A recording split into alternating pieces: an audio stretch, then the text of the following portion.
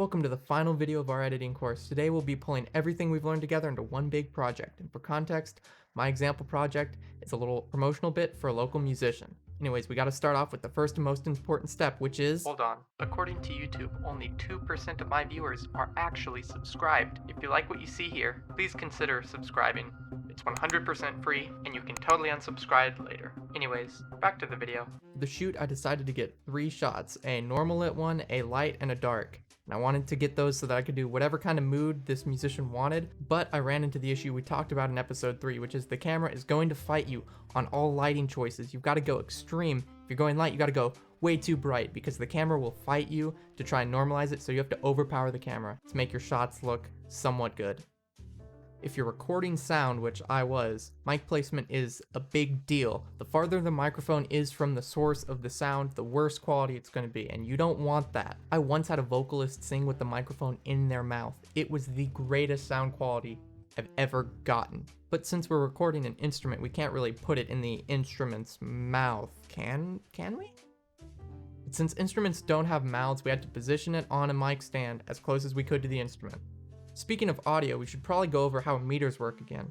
Now, you've probably heard the saying, red bad, green good, but that's not actually true. For audio, you want to be in the red. I know it sounds strange, but if it's in the red, everyone will stop and pay attention to what your video is about. If it's green, it's going to be quiet. No one's really going to care. So remember, always go red when you're doing audio. And with all that out of the way, I think it's time to fulfill a contractual obligation. Today's video is sponsored by Rage! No. It's time we get editing. So here we are in the editor. I choose to use DaVinci Resolve. That's just what I'm familiar with. You can use whatever you'd like. But I've gone ahead and plopped all 3 clips into the timeline in the order we want. I'm going to add a cross dissolve in between these 2 and just leave a cut right here. Here's something to make sure of. Check to make sure your audio is lined up with your video, because sometimes that happens. But as you can tell, it's perfectly synced. So I've noticed the lighting here isn't quite what I envisioned, so I'm going to go ahead and use color correction to tweak it. However, that is kind of advanced. I'm just going to fast forward through this bit.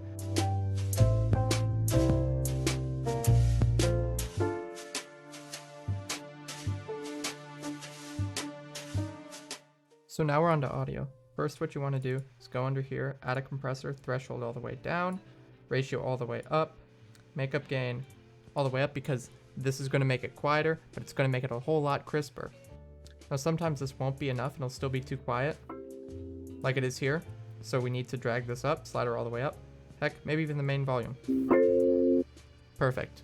Now it's time to export. The settings here don't really matter because the next step will help optimize it for uploading and all that fun stuff. So add to render queue, and I will be back when this is done rendering. Great, it just finished rendering. Now all we need to do is pop over into VLC.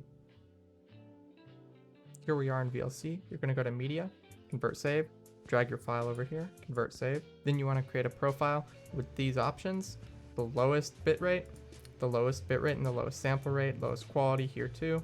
Now click Start.